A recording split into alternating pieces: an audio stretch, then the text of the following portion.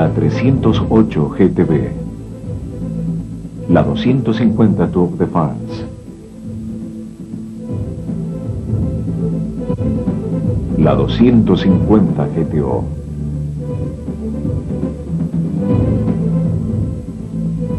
y la 250 GT Berlinetta Drogo.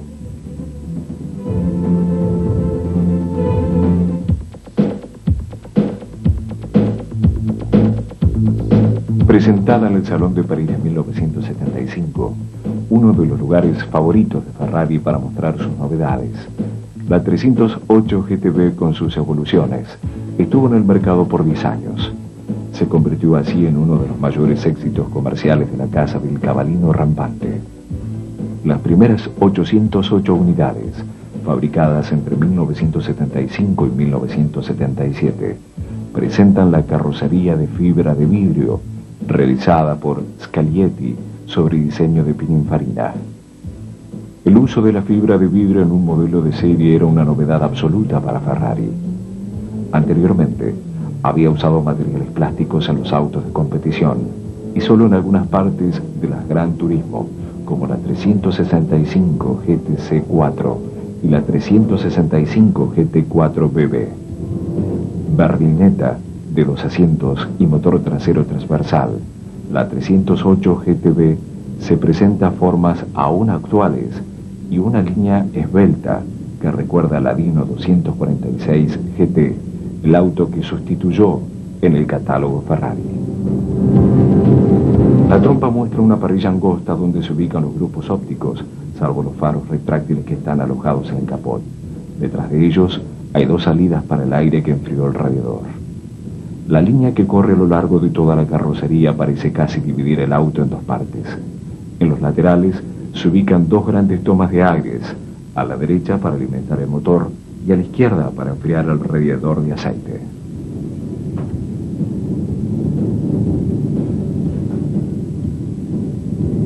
Mientras corren las imágenes de la 308 GTB, veamos su historia, de los orígenes a las primeras unidades fabricadas. Cuando Ferrari decidió terminar la producción de la Dino 246 GT y GTS, tuvo que crear un auto del mismo segmento, con precios relativamente bajos y accesibles a muchos clientes, deportivos y de los otros. En el Salón de Turín de 1968, Pininfarina había presentado un prototipo con motor trasero central, que fue la base para la 365 GT4 BB, lanzada en 1978. Al momento de pensar en una berlinetta que sustituyera a la Dino, fue natural que Pininfarina se inspirase en la 365 GT4 BB, la primera Ferrari de ruta con motor boxer. Nació así la 308 GTB, es decir, la de 3 litros, 8 cilindros Gran Turismo Berlinetta. Los técnicos conservaron la distancia entre ejes y partes mecánicas, como las suspensiones, los frenos y la dirección de la Dino 246 GT. Adoptaron el 8 cilindros en B ya usado en la 308 GT4, la Dino de 4 asientos, que no había conquistado al público ferrarista. Luego de los 808 ejemplares con carrocería de fibra, la producción de la 308 GTB consistió con paneles de acero y capots de aluminio, pero para los coleccionistas, la auténtica sigue siendo la de fibra de vidrio. Volviendo a la protagonista del video, el capó trasero no solo cubre el motor, sino también un pequeño baúl que cuenta con un pequeño panel para proteger los objetos de la tierra.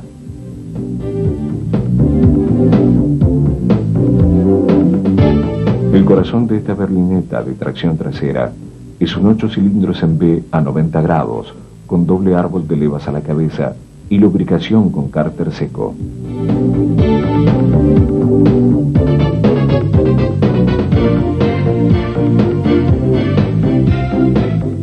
La cilindrada es de exactamente 2.926,9 centímetros cúbicos y la potencia máxima es de 255 caballos a 7.700 vueltas por minuto.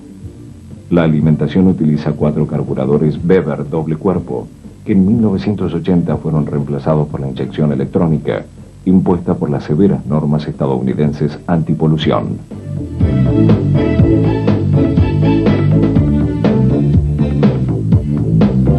En 1977, desaparecidas las carrocerías de fibra de vidrio, llegó la versión GTS con techo rígido que podía sacarse y ubicar detrás de los asientos. La lubricación era con cárter húmedo. El uso del acero, tanto en la carrocería de la GTB como en la de la GTS, provocó un sensible aumento de peso. La introducción de la inyección electrónica perjudicó la relación peso-potencia y entonces, en 1982, se estrenó el motor con 4 válvulas por cilindro, que tenía una potencia máxima de 250 caballos a 7.000 vueltas por minuto.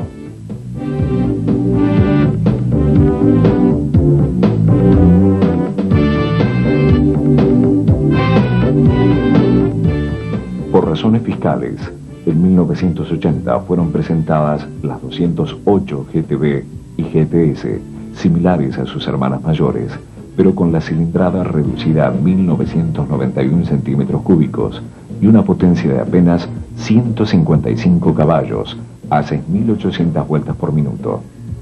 Estos modelos evolucionaron y recibieron un turbocompresor y luego también un intercooler, que llevaron a la potencia a 254 caballos.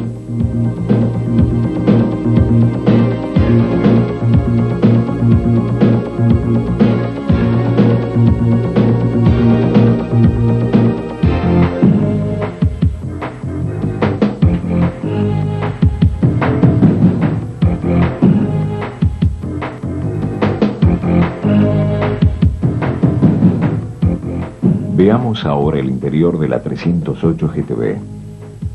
El tablero reúne 5 instrumentos: el cuentavueltas, el velocímetro, el reloj de la presión de aceite, el termómetro del agua y el indicador del nivel del combustible.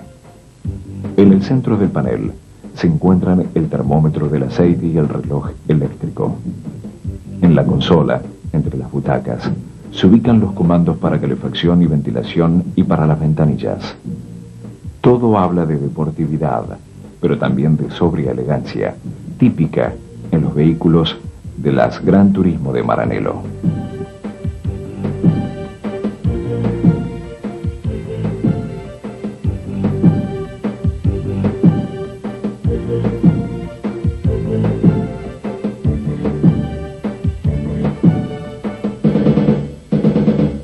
No faltan, obviamente, los cabalinos rampantes, como por ejemplo en el centro del volante de trasrayos. La 308 GTB disponía como opcionales de estéreo, acondicionador de aire y levantavidrios eléctricos. Las butacas, cuya inclinación es regulable, están tapizadas en cuero suave. En En los 10 años de vida de la 308 GTB, sustituida en 1985 por la 328 GTB, muchos detalles mecánicos quedaron sin variaciones. En primer lugar, no cambiaron las suspensiones delanteras independientes, con cuadriláteros deformables, resortes helicoidales y barra estabilizadora. El mismo esquema se utilizó para el tren trasero. También los amortiguadores telescópicos, presentes en las 4 ruedas, no cambiaron, al igual que los frenos a discos autoventilados con servo a depresión.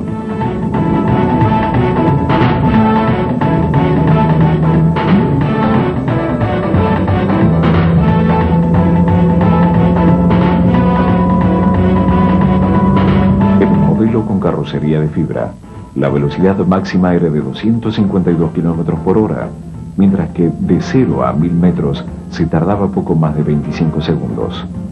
Con la carrocería de acero la velocidad bajó a 240 y con la inyección electrónica disminuyó hasta los 230 km por hora. Observando atentamente la 308 GTB, podemos ver debajo del capó delantero la rueda de auxilio, cubierta por un panel similar a los que vimos en el baúl trasero. Las llantas Campagnolo de 5 rayos recuerdan las utilizadas en las competiciones. El espejo retrovisor. Un clásico, Vitaloni, California, es el empleado en los monoplazas Ferrari de Fórmula 1 en los años 70.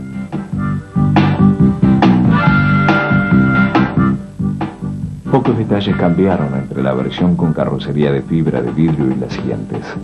Entre ellos, el spoiler delantero por debajo de la parrilla, que en los modelos sucesivos podía ser agrandado, y un pequeño alerón que se ubica arriba del capó del motor.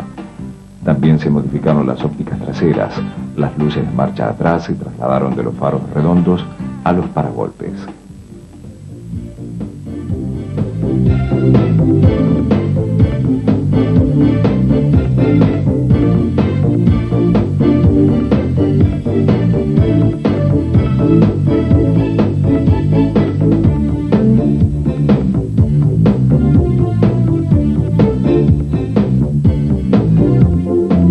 Sobre la base de una 308 GTB, el preparador Giuliano Michelotto realizó una Ferrari de rally que obtuvo en 1981 el segundo lugar en el campeonato europeo con el francés Andret, mientras que el año siguiente, Tonino Toniana se coronó campeón italiano de rally con ese mismo auto. Los coleccionistas prefieren las versiones con carrocería de fibra, que pueden alcanzar cotizaciones de más de $65.000.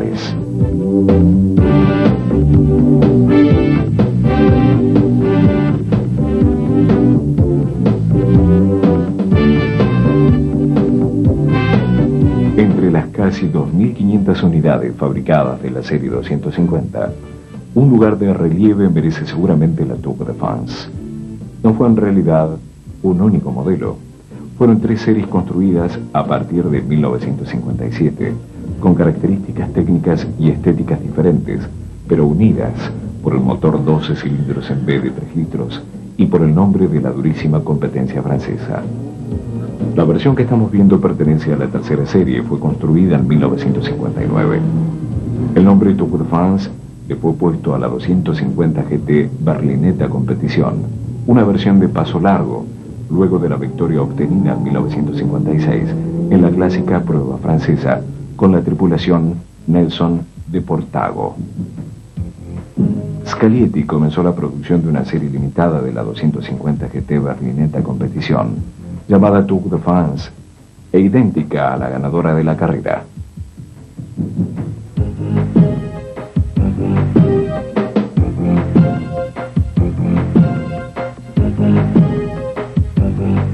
La Tour de France fue un auto vencedor, y la pareja Gendebien-Bianchi ganó 3 años consecutivos entre 1957 y 1959. Los éxitos impulsaron la realización de una segunda y de una tercera serie, a la que pertenece el vehículo del que estamos admirando algunos detalles de este interior, deportivo y elegante.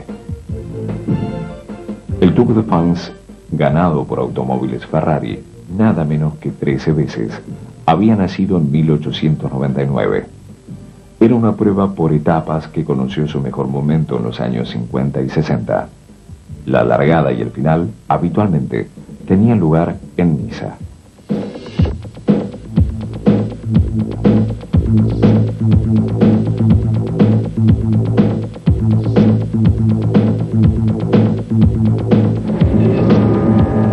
El recorrido, de más de 6.000 kilómetros, incluía numerosas pruebas de velocidad en los más famosos circuitos franceses de la época, trepadas y pruebas especiales tipo rally. Una competencia hecha a medida para los pilotos privados y clientes de Ferrari que encontraban en el servicio de postventa, dirigido por Rómulo Taboni y Gaetano Florini, la asistencia necesaria para participar en esta importante carrera. El motor de esta 250 Tour de France es un 12 cilindros en V a 60 grados con 2.953,1 centímetros cúbicos de cilindrada y una potencia máxima de 260 caballos a 7.000 vueltas por minuto. Podía impulsar el auto hasta los 250 kilómetros por hora. En cuanto a potencia y velocidad máxima, no había grande diferencia entre las tres series de la 250 Tour de France. Mucho dependía de la preparación y de la relación de cajas elegidas por el cliente, según su estilo de manejo. La alimentación estaba garantizada por 3 carburadores Weber y la distribución funcionaba con un árbol de levas a la cabeza por cada bancada y 2 válvulas por cilindro. El encendido magnético contaba con 2 distribuidores y la lubricación era con cárter húmedo.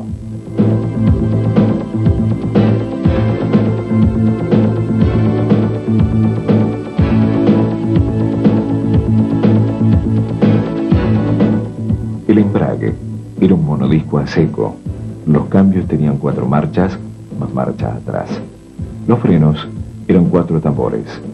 Las suspensiones delanteras eran independientes, con cuadriláteros deformables y resortes helicoidales.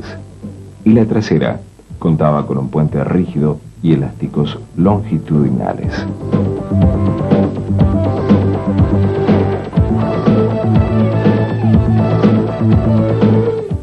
Hay que subrayar que esta tercera serie de la 250 Tour de France tiene un parecido casi total en su parte inferior con la 250 California Spider. Son similares las vistosas salidas de aire caliente de motor detrás de las ruedas delanteras, las tomas de aire del capó y las colas, con los guardabarros más altos que el baúl. Hoy, los ejemplares de la 250 Tour de France de las 3 series alcanzan cotizaciones superiores a los $650.000.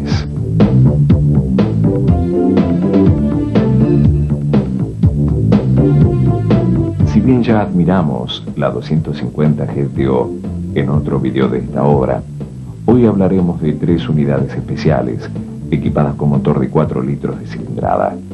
Se trata de 3 ejemplares realizados en 1962, que en lo demás son idénticos a los modelos impulsados por el 12 cilindros en V de 2.953 centímetros cúbicos de derivada del motor de la Testarossa. Estos 3 ejemplares fueron utilizados por el equipo oficial de carreras de la gloriosa escudería Ferrari. Uno participó en los 1.000 kilómetros de Nürburgring con Meike Parkes y Mer y luego fue vendido. El segundo corrió las 24 horas de Le Mans con Parks y Bandini y después fue cedido a un coleccionista. El tercero realizó solo algunas pruebas antes de ser vendido. A más de 30 años de distancia, la garra de una Ferrari GTO está todavía lista para atacar.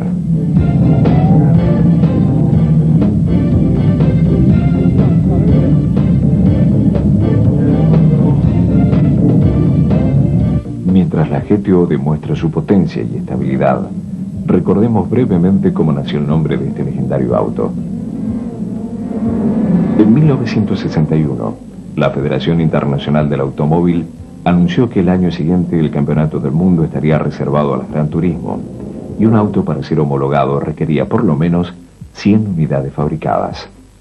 Enzo Ferrari consideró que podía emplearse una evolución de un modelo anterior. Eligió la 250 GTS WB, de la que se había construido más de 100 vehículos, para desarrollar, claro, un verdadero prototipo, la Berlinetta 250 GT Competición, y esperó con confianza la homologación.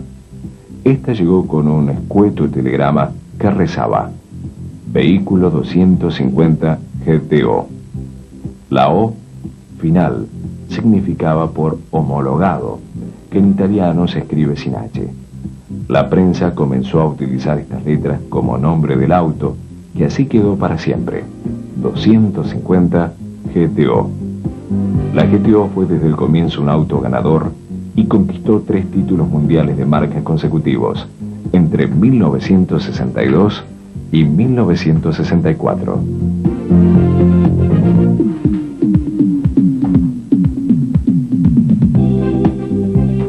El motor de 4 litros equipa solo 3 de los 39 ejemplares construidos de la GTO, derivado del motor de la A400 Superamérica. Su cilindrada es de 3.967 centímetros cúbicos, divididos en 12 cilindros en B.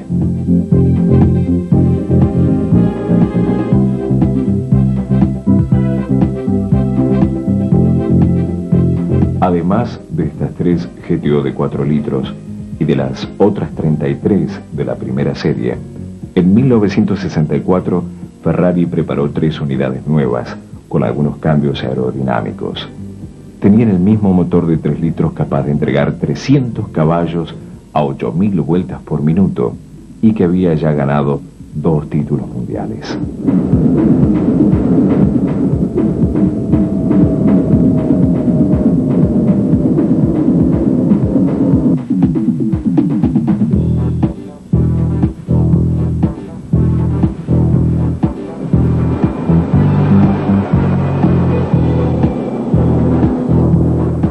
Que este auto nació para las competiciones es evidente, no solo en la aerodinámica novedosa para la época, sino también en el habitáculo, muy austero.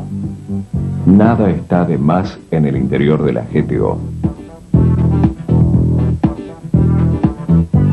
La pedalera es de chapa perforada para contribuir a la reducción del peso.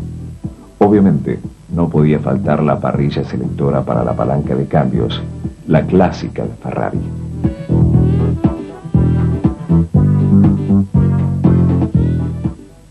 El baúl reducido probablemente tiene la única función de cumplir con una exigencia de la homologación entre las Gran Turismo.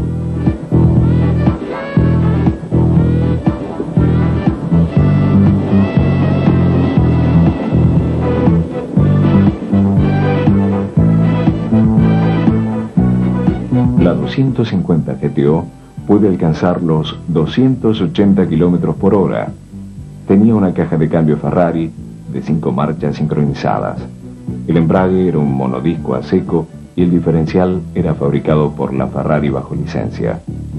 Los pilotos oficiales y los clientes deportivos podían elegir entre 8 diferentes relaciones de caja según el trazado de la competencia.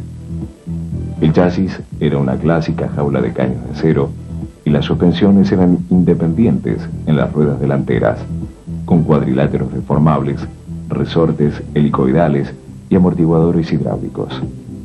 El tren trasero tenía un puente rígido con elásticos longitudinales, amortiguadores y resortes helicoidales. En carrera, la 250 GTO consumía un promedio de 25 litros por correr 100 kilómetros.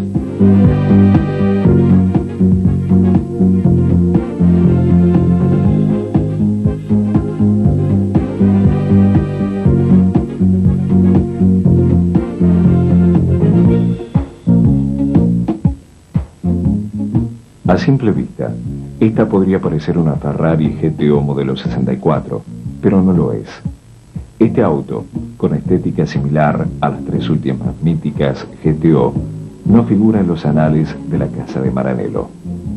Es una 250 GT Berlinetta carrozada por Piero Drogo. La intensa actividad deportiva de Ferrari en los años 50 y 60 requería un esfuerzo que solía superar a la fábrica de Maranello. Por esa razón, en los alrededores de Módena se desarrollaron talleres de artesanos, empleados por el propio Enzo Ferrari, cuando la carga de trabajo era demasiado elevada para esta.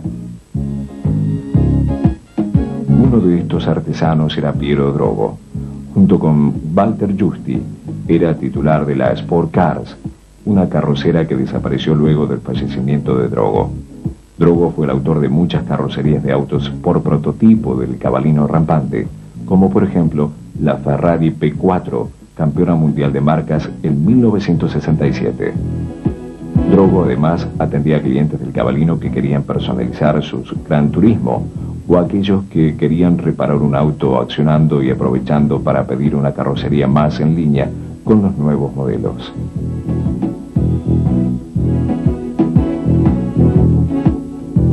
Probablemente así nació esta 250 GT berlineta, tan parecida a una GTO de 1964.